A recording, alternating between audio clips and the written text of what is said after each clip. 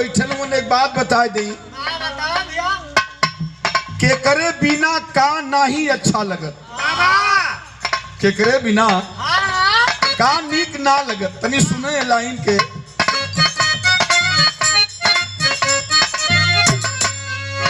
अरे रंगना ये भैया रंगना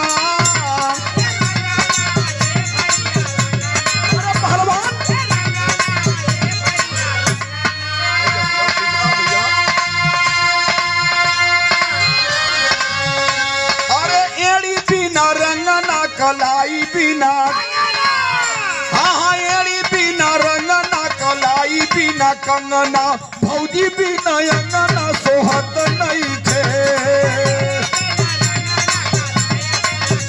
यही भौजी बिना अंगना सोहत नहीं थे।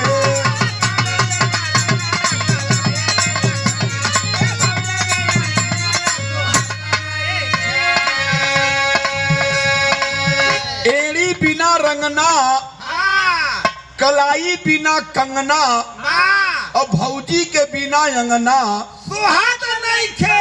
अगली लाइन का हो बाबू अरे ककरी, अरे ककरी ये पंचो ककरी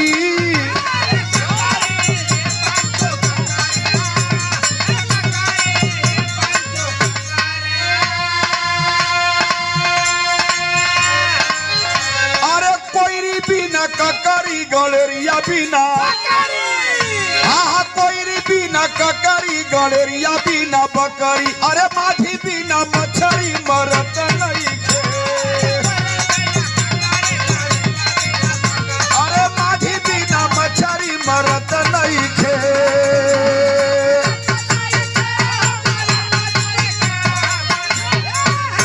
अरे कोई बिना ककरी गलेरिया